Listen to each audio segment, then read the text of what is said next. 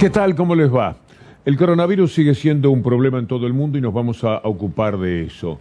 El espionaje ha llegado a límites absolutamente insoportables y también es parte de la columna. Pero queremos empezar la misma con aquello que tiene que ver con la permanente simulación, en este caso del gobierno de la ciudad. En un día de números espantosos, terribles en el coronavirus, gestado fundamentalmente a partir de la influencia que tuvo la apertura realizada en la ciudad de Buenos Aires, igual quieren seguir adelante en cada uno de los temas que se han propuesto como leitmotiv, por ejemplo, las clases presenciales. Buscaban una foto, querían esto, ahí tienen la fotografía. Estas son las clases presenciales, tomadas por Eduardo López, el hombre de UTE, el docente sindicalista, que se ocupó del tema porque naturalmente están en una permanente pelea contra el propósito de la ciudad de Buenos Aires de llevarse todo por delante también en este tema. Escuchémoslo a Eduardo López.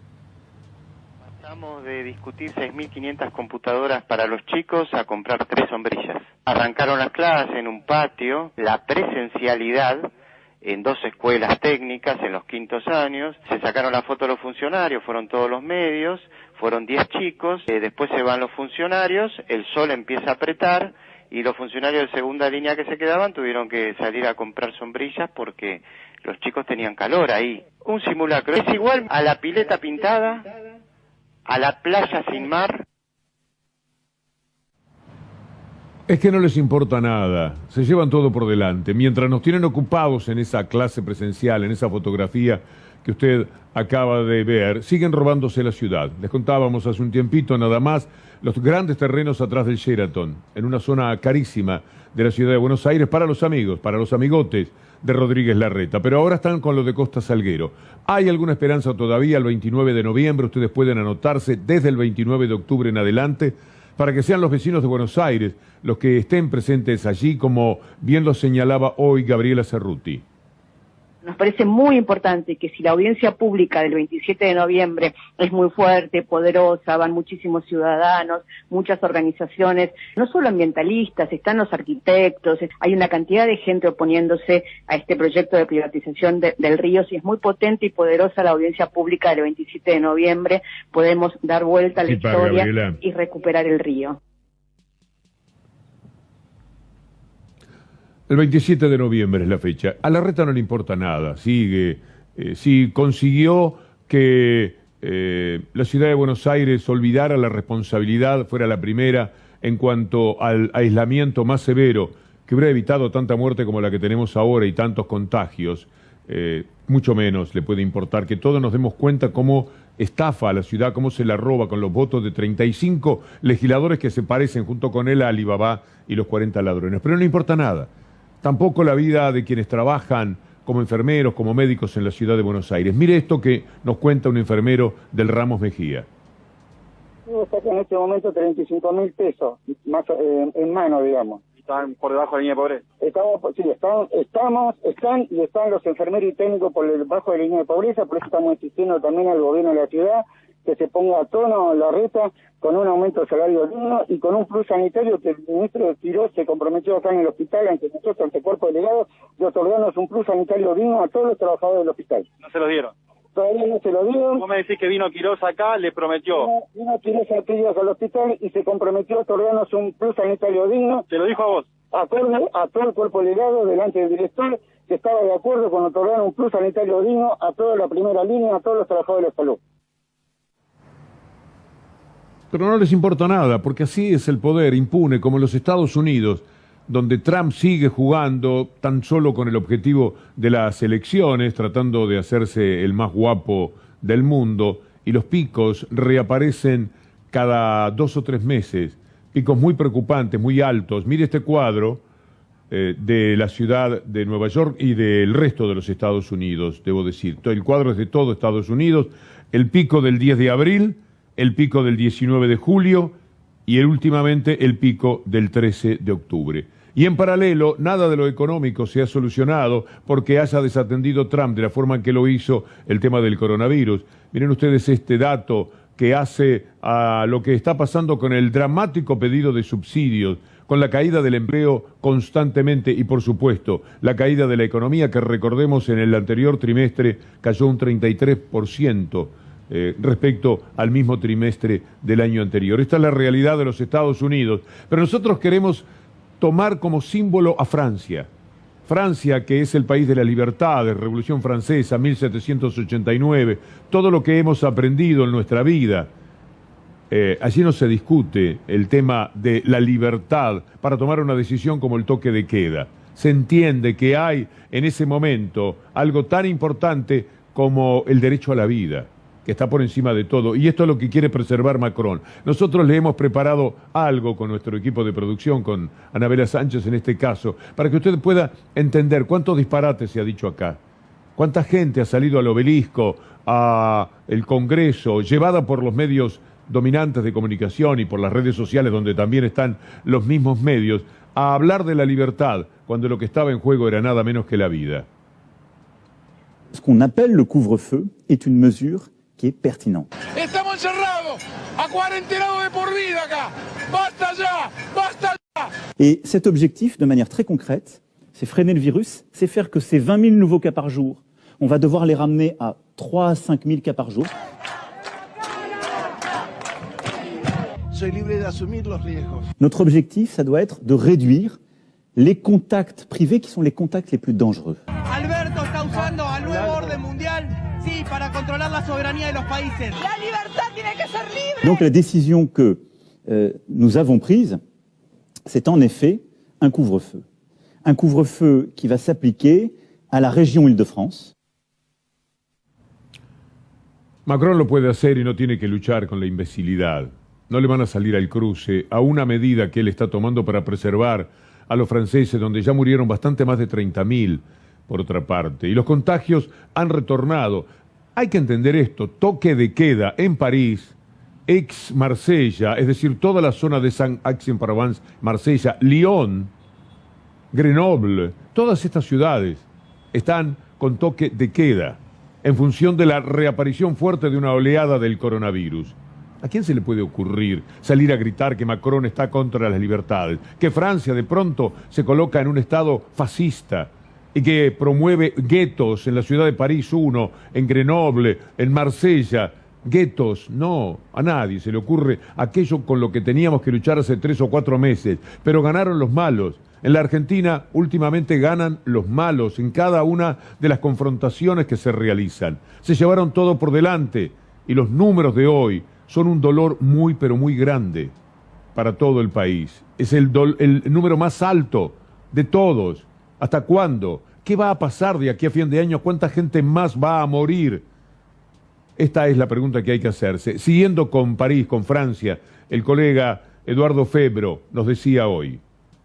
Control que hubo tanto en el control de la pandemia como en la conducta de la gente llevó al gobierno francés a decretar un toque de queda a partir del sábado a las 12 de la noche, entre las 9 de la noche y las 6 de la mañana, en 8 ciudades de Francia, entre ellas París y su región, que era donde se situaba el problema de las contaminaciones y concretamente de la expansión de la contaminación, concretamente en una franja de edades de entre los 20 y los 30 años, que son los chicos que después de trabajar salían, llegaban a los restaurantes y los lugares que estaban abiertos sin máscara. Pero aquí al poder real no le importa nada. Vive dentro de un marco de absoluta impunidad, de protección entre medios de comunicación, diputados de la derecha y la gente que sale enloquecida de vez en cuando a caminar Buenos Aires. Es atroz, y dentro de ese contexto nos sorprende que reaparezca Stornelli, aquel que era el peón de Macri en Boca Juniors, pero que llegó a ser fiscal federal, nada menos, y que es un hombre capaz de pergeñar cualquier historia. La vamos a recorrer un poco, pero ¿por qué estamos diciendo esto de Stornelli?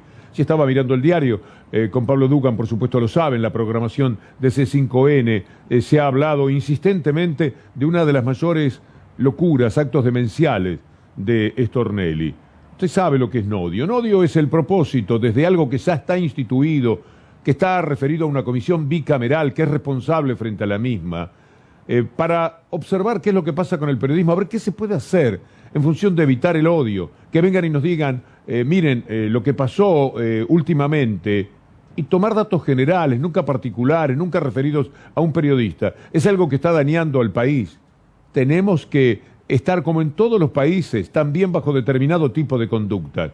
Esas que los medios pretenden tener para sí, pero que nunca verdaderamente controlan. Entonces Stornelli va contra Nodio, que así se llama lo que trata de llevarse adelante por medio del Observatorio de los Medios de Comunicación, de la Defensoría del Público, que por supuesto funciona muy bien y a cargo de personas absolutamente idóneas.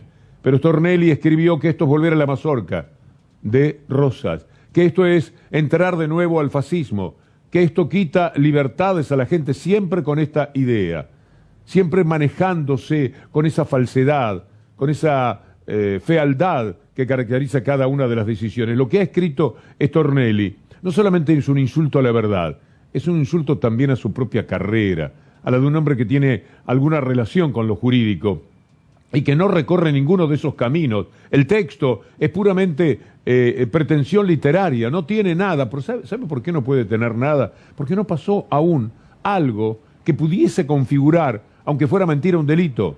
Porque nada se ha hecho, no se puso esto ya en camino. Es un proyecto, es una idea. Imagínense considerar un delito, una idea de algo que se va a hacer. En todo caso, que también sería un mamarracho, pero por lo menos sería más prolijo jurídicamente, esperar a que se genere un acto y luego sobre ese acto anunciar que se trata de un delito. Mire lo que hace Stornelli. Esta es una especie de metáfora de su propia vida. Sabiendo que los periodistas lo podían esperar, salió, como lo podemos ver a continuación, y cruzó la primera bocacalle que tuvo en rojo, porque está acostumbrado a llevarse todo por delante. Ahí va Stornelli, que nada respeta. Aquel Stornelli que veíamos hacer apología del delito cuando elogiaba a Fariña, porque Fariña se comportaba como un cómplice del establishment, y entonces en programas de televisión que funcionaban de la misma manera, él decía esto sobre Fariña.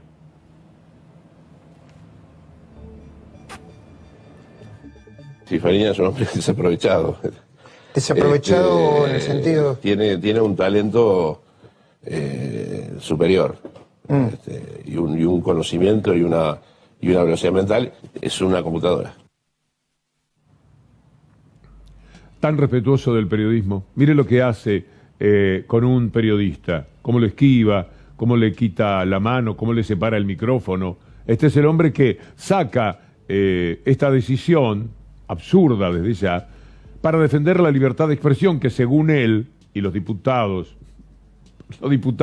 hacen su juego, pero él es un hombre de la justicia. ¿Qué va a hacer la jueza Capuchetti cuando tome este escrito de Stornelli? ¿Se va a reír? ¿Lo va a mandar en penitencia diciéndole empiece de nuevo la carrera? Esto no se puede presentar seriamente en un juzgado. Esto es lo que hacía con un periodista, él que ahora se proclama un artífice de la libertad de expresión. Pero es todo un personaje. Este hombre chateaba con D'Alessio, el extorsionador, el espía, el personaje siniestro que abrió todo una posibilidad de la que estamos siempre pendientes en la ciudad de Dolores con el juez Ramos Padilla. Y así aparecieron los chats que intercambiaban el fiscal Stornelli con D'Alessio, en el cual Stornelli le preguntaba qué hay con el peruano. ¿Sabe quién era el peruano? El peruano había sido el esposo de su actual mujer, y él quería saber, quería tener datos, y el personaje con el que se relacionaba era D'Alessio, y D'Alessio le decía, le vamos a tener que poner algo más fuerte, le vamos a tener que poner algo en la valija, refiriéndose a drogas. ¿Cuántas veces en su vida habrán participado de hechos de esta naturaleza? Este es el hombre que no quiere que se observe los comportamientos del periodismo en líneas generales para ver si podemos mejorar esta situación tremenda por la que estamos atravesando, esta caída al Hades más profundo, a los infiernos más terribles, porque esto es lo que le ha pasado a la Argentina periodísticamente en estos años. Y de contrapeso, el PRO va contra colegas como Roberto Navarro, que esta noche va a estar, me encanta que reaparezca en la pantalla de C5N, con Gustavo Silvestre, y contra Ari Lijalad, por algo que sintetizó de una manera perfecta hoy Pablo Dugan. Estaba mirándolo hace un rato y digo, no lo voy a decir mejor. Así que veamos qué es lo que acusan desde el PRO de haber hecho a Ariel Jalad y a Roberto Navarro. Aquí va a quedar muy claro. Esto lo dice Clarín, lo dice Alejandro Alfi. Acusan a Roberto Navarro y a otros dos periodistas ultra K de difundir la identidad de la AFI, esto es lo que vimos recién, acá a la derecha. Esto es lo de hoy, Pero mirá lo que pasó antes. La AFI filtró los datos de 12 agentes que están activos en el exterior y convenios secretos con otros países. La agencia entregó datos sin protección a la justicia, reveló los nombres y demás. ¿Saben lo que pasó? Este mismo personaje siniestro que es Alejandro Alfi publica eso, pero antes Alfi, en Clarín, había publicado exactamente la misma información, pero peor, porque había omitido tachar algunos nombres que el Destape tachó. Entonces, lo que Alfi cuenta que hicieron Navarro y dos periodistas más, lo había hecho él mismo. Pero es tan deshonesto intelectualmente este muchacho y el diario Clarín, que ni siquiera tuvieron la delicadeza de decirlo cuando escribieron la nota, que ellos mismos habían hecho lo mismo, por lo cual los diputados del PRO denunciaron al Destape. Pero usted se preguntará, ¿y lo denunciaron a Alfi y denunciaron a Clarín? ¿Si habían hecho lo mismo? Por supuesto que no. ¿En qué cabeza cabe todo esto? ¿Cómo se puede sobrellevar? ¿Cómo se puede resistir este tipo de embates? Es decir, habían hecho lo mismo, pero ellos no lo denunciaban. Lo hacen Ariel Jalad y Roberto Navarro porque está bien, porque son datos que están dentro de la información que llega a los periodistas. Información oficial, no es que se metieron en un juzgado, lo violaron y sacaron esa información. Es penoso lo que ha sucedido. Más todavía, cuando uno se da cuenta de lo que están haciendo con Bruglia y Bertuzzi, ¿qué pasa con la Corte Suprema de Justicia? ¿Por qué no se expiden tan rápido que le pidieron al Consejo de la Magistratura y al Procurador Servil Casal? Y ahora seguimos esperando. Seguramente están un poco entre la espada y la pared. Pero mientras tanto se saben cosas que son muy valiosas. El diputado Martín Soria encontró un proyecto que habían presentado Negri y Tonelli a nombre del PRO. ¿Para qué? Para que los jueces no tuvieran que pasar por el Senado. Después nos animaron a presentarlo, no caminó, no prosperó, ni siquiera se llegó a estudiar, pero el proyecto está con su número, con la orden correspondiente, porque ellos decían, si queremos nombrar jueces, tenemos que terminar con esto del Senado, y pretendieron hacerlo, lo cuenta el propio diputado Soria. Y la doble moral son una marca registrada del macrismo que se corrobora cuando repasamos la forma en que manipuló y vapuleó las instituciones que tanto proclama defender, rasgándose las vestiduras. La mesa judicial de Macri es el paradigma de la bajísima calidad institucional que propició Macri durante su gobierno. Y el traslado de jueces a dedos es el ejemplo más claro de cómo a través de esa mesa judicial que denunciábamos en marzo, intentaron llevarse puesta la república que tanto dicen defender. Es un poder que se lleva todo por delante. A veces uno se pregunta qué hacer frente a esto y no hay muchas cosas más que denunciarlos, enfrentarlos dentro de lo posible, pero ellos vuelven a la carga insistente, constantemente con cualquiera de estos temas. Son disparates, son cosas que vulneran la inteligencia de las personas. No es para ellos un problema, no es algo que tengan en cuenta. Mire lo que pasó ayer con esto del poder real en el coloquio de IDEA. Va el presidente de la República y entrega un discurso frente a todos los empresarios. Vamos a escuchar una de las ideas, primero de Alberto Fernández, y después verá usted lo que hacían mientras tanto los empresarios contra ese presidente que iba, daba la cara, estaba hablando con ellos, trataba de explicar los problemas del país. Primero la idea. Mismo estamos enfrentando un problema por la falta de divisas que objetivamente heredamos. Por una desconfianza que se crea porque se repiten cosas que objetivamente no son ciertas. Desde los que plantean que se viene una devaluación hasta los que plantean que podemos quedarnos con los depósitos de la gente. Jamás haría semejante cosa. Lo que nosotros necesitamos es una Argentina que crezca con confianza. O un capitalismo sin mercado es una trampa. Un capitalismo sin mercado lo único que hace es hacer que unos pocos ganen y que muchos pierdan o padezcan. Ahora, ese capitalismo y ese mundo empresario, esa inversión privada, necesita también vincularse con el Estado.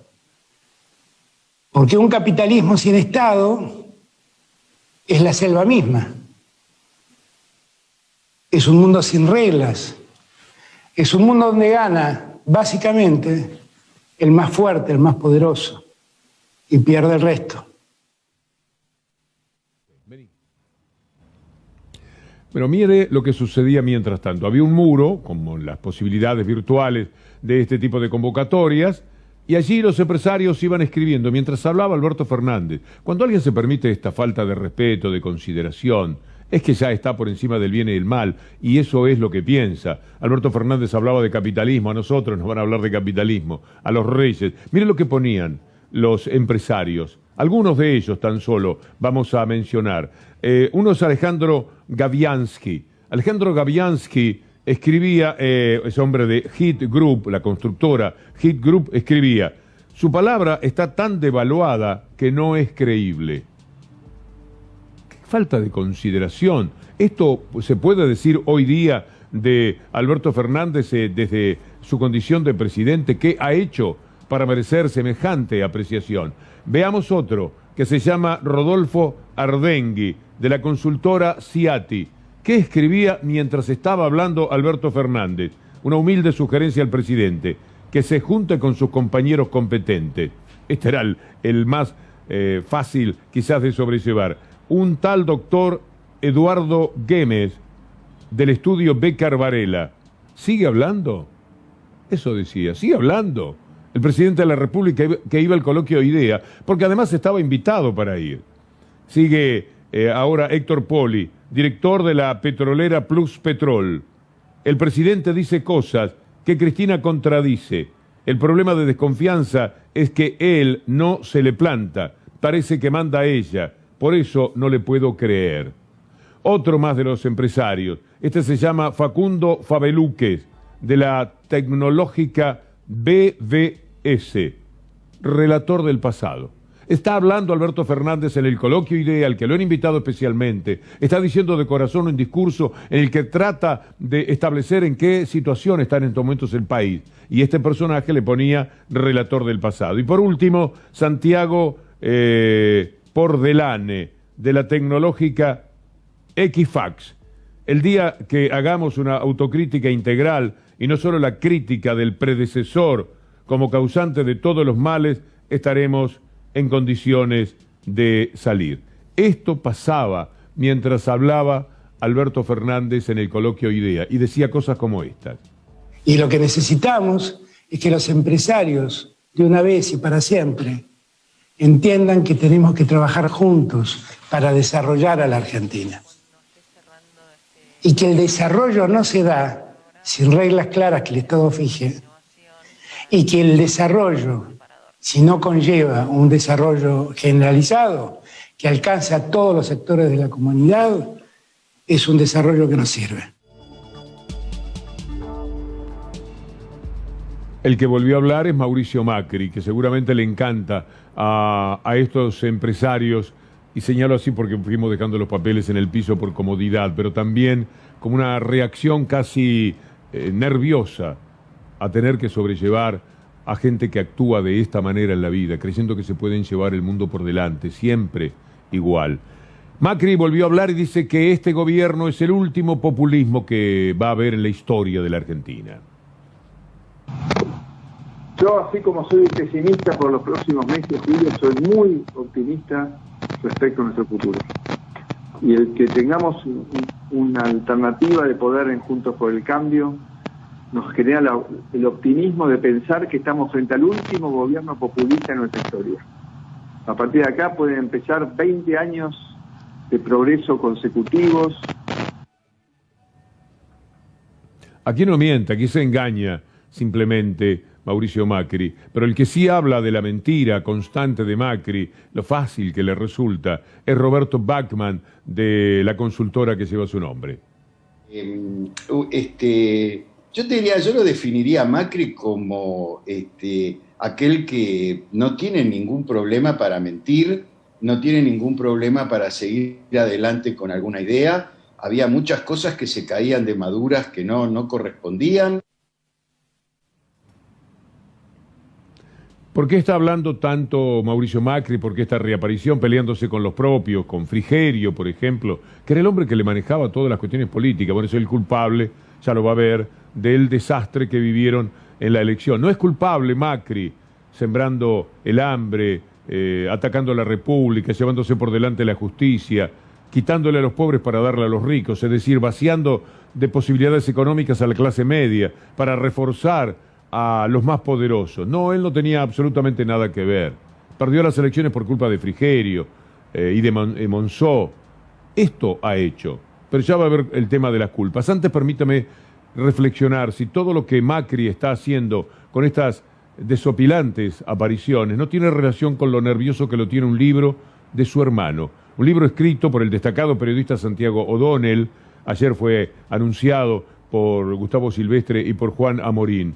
Un libro en el que Mariano, el hermano menor, cuenta evidentemente muchas de las cosas que hacen a la historia. Lea conmigo una parte de la contratapa del libro, pero una partecita nada más, en la que dice: roto con dolor el pacto de silencio y amenazas de una vida, Mariano, el hermano más chico, pudo detallar las intrigas domésticas, los movimientos empresariales y las manipulaciones políticas que llevaron al poder a Mauricio Macri.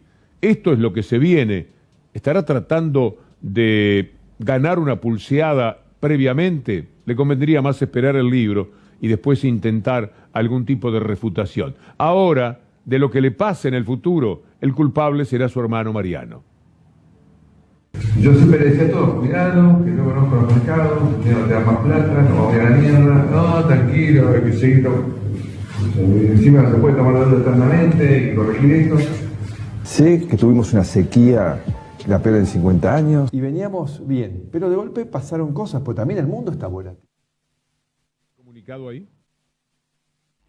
Podemos poner el comunicado que ha emitido el Frente de Todos. Es un comunicado que naturalmente trata de respaldar lo que significan Roberto Navarro y Ari Lijalad. Es bueno tener este tipo de reflejos, porque el ataque, además de absurdo, es impiadoso y, por supuesto, tamizado inmediatamente, llevado adelante por el Grupo Clarín, que tiene a determinadas personas muy, pero muy apuntadas. Y entonces, en todos los medios hoy, el disparate de la acusación formulada contra Roberto Navarro y Ari Lijalad está en los 300 canales robados a través del fútbol y en todos los medios que hacen al Grupo Clarín. Y ahí va el ataque más cruel y más perverso. Parece mentira, explicaba Dugan, algo que es insólito. Ellos en Clarín habían escrito antes que en el Destape lo que motivó la acusación de los diputados de Juntos por el Cambio contra Navarro y Ari Lijalad. Es decir, salió primero en Clarín, como si no leyeran el diario.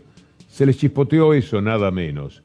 Bueno, ahora tenemos un comunicado, los diputados y diputadas del Frente de Todos nos solidarizamos con los periodistas Roberto Navarro y Ari Lijalad y Franco Misraji, que también fue denunciado, víctimas de una nueva persecución por parte del diputado Waldo Wall. Es insólito lo que ha llegado Waldo Wall. Comisión de Libertad, el presidente de la Comisión de Libertad de Expresión de la Cámara de Diputados. Entonces se sale a luchar contra todo esto. Así que en un solo día tenemos la denuncia de Stornelli, que no tiene una línea que se corresponda con lo jurídico, el ataque a Roberto Navarro y Ari Lijalad, descubrir ahora que había un proyecto del propio Juntos por el Cambio para que la designación de jueces no pasara por el Senado. Era un problema que tenían y se lo querían sacar de encima. Como vieron que era un disparate contra la Constitución que iba a ser rechazado, no lo hicieron. Pero ahora están defendiendo a esos jueces que no pasaron por el Senado, por el proyecto que tenían antes de hacer cualquier cosa como hicieron con la justicia. Gracias a Anabela Sánchez, Julián Capazo, como siempre, Leandro Gabriele. Los dejo con Pablo Dugan y después Gustavo Silvestre.